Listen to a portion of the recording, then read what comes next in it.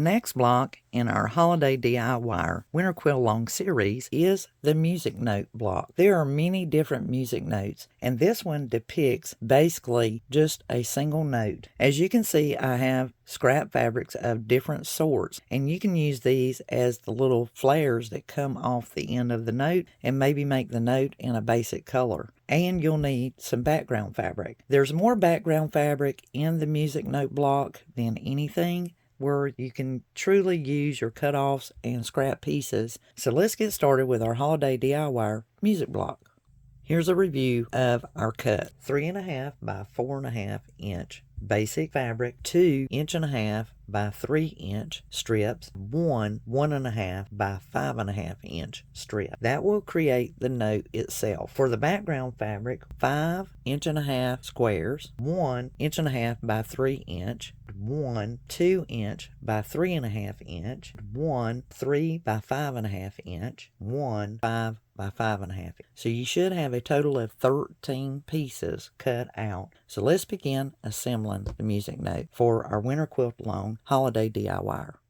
Whenever you pre-cut your fabrics, you can label them with a number or a letter. Sometimes when you're just doing a single block, you can do them by size. And I have all of mine stacked as they are in width or length by size. And then I have my main fabrics. And I know I'm going to start with this one, so I'll set these aside. The first thing that we need to do is some prep work. Because these will have an angle and are going to be used as a snowball, but they're actually going to have part of the flare on them, we're going to go ahead and pre-draw a line to simplify this, so that when we get ready to snowball these onto the pieces, we'll already have our line drawn. So basically, we only want to draw that angle from one side to the other. And we're just going to draw a line from corner to corner on all of these squares. That way, when we adjoin it to the fabric we're going to be snowballing, we'll already have our line to sew upon. And it just moves that along a lot faster. And this just helps us from really, truly being less confused and not angrily challenged whenever we get to the sewing machine. Have that prep work done in advance. For the note block, first thing we want to do is our prep work. So we have to prepare this to be the note itself. We are going to need 3 of our 1.5 inch squares. We're going to need our main body piece, which is 3.5 by 4.5. And you want to make sure that the 4.5 is running horizontal and the 3.5 is running vertical. We're going to lay 1 in the lower right hand corner, and this is going to make our note form. And we're going to sew from corner to corner, and we're going to go ahead and pin it in place right sides together, because we've already drawn our lines on our squares. The next one is going to be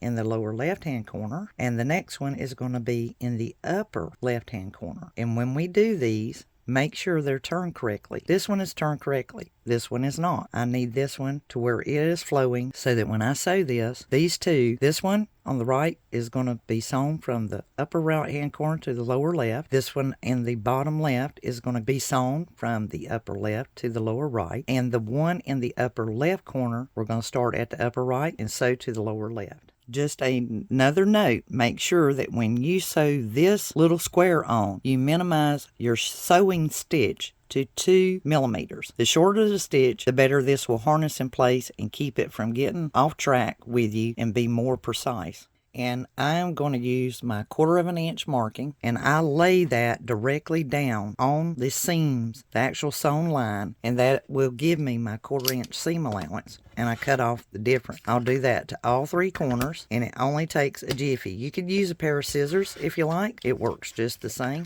Get to the ironing board and press these back. That looks pretty sharp. So now we have our body already snowballed. Let's go ahead and do our next prepping. Since we're already working with squares, you want to bring down your 1.5 inch by 3 inch pieces. And this one is super easy as well. All we have to do on these, because we have our line drawn already, is we're going to lay that 1.5 inch square on the right side of those strips. And we need that line to flow from the upper left hand corner to the lower right hand corner. And that's exactly the way we are going to snowball the very sides of this piece of fabric. And we're just going to pin this till we get it to the machine and sew right down on our drawn line.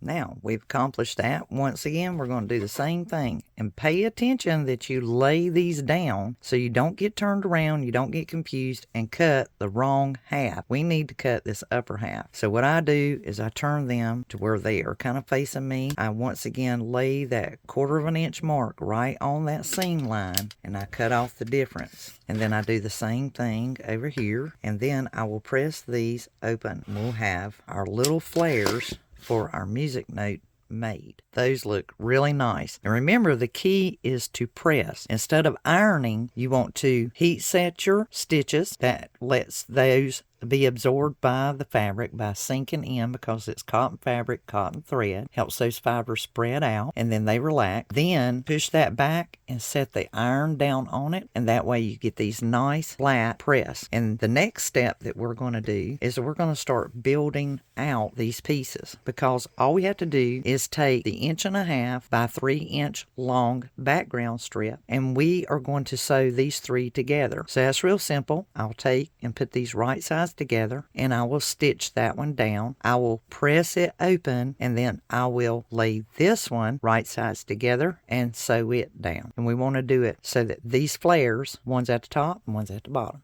When you go to press this open, press these going up. The ones on the right, we're going to press up. Anything on the left, we're going to press down. And that will just help that if any seams come together and meet each other, they will nestle. So things start really speeding up now. We want to bring down our 3 by 5.5" background strip, and we want to attach these pieces to it. We're just going to put these right sides together and stitch across here. That completes our left side, and you want to press all of these seams flowing upward. Now the next step is we are going to finish out our body. And this is super simple because we only have these 3 pieces left. What we're going to do is we're going to take our 2 by 3.5" piece. We're going to sew it on to the left side of our music note. So right sides together, and we'll sew right down the side. And then with this longer piece, which is our 5 by 5.5", we are going to take our 1.5" strip by 5.5 inches, and we're going to attach it to the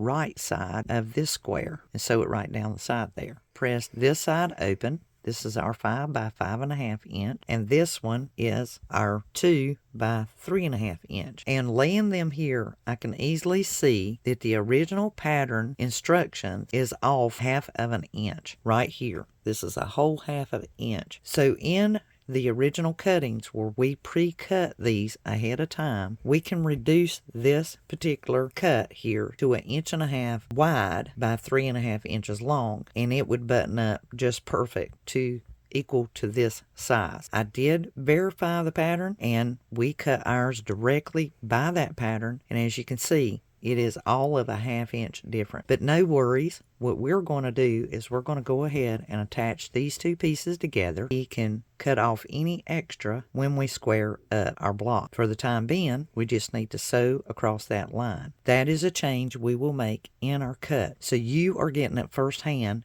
and you will know that the original instruction stated 2 by 3.5, and I will change that to reflect 1.5 by 3.5. All we have to do now is sew this strip to this side, and we're just going to lay those right sides together and sew right down the side there. Another thing is, with my seams running up this way, I will start sewing it under the machine. I will actually take my fabric and lie it that way and sew it down with this, so that way those stay pressed down, go right up under that needle, just as smooth as can be with no problem. Our music note turned out absolutely beautiful. With every DIYer, we know that music helps us stay in rhythm, and a lot of us listen to music as we craft and do our tasks by hand. And at Christmas time, a lot of times we listen to Christmas music, and we make it part of our existence when we're doing projects. And of course, holiday music plays in every store as we go shop. So at this point, I have centered my music note on my mat, and I am squaring it up. The best way to square it up is to find you a center on your mat and lay it there and turn it and make any adjustments so that it's sitting straight and looks in proportion. And I truly enjoyed making this music note so much that I want to make another note. And that's how you discover some things. You will be following a pattern, and then you'll find that the actual block on one measurement might be off. And then that way, as we work it out, we know we can make that change in the final cut. That is the great way of equaling this out. At this point, we have an 8-inch wide by 8.5 inches tall block for the music note.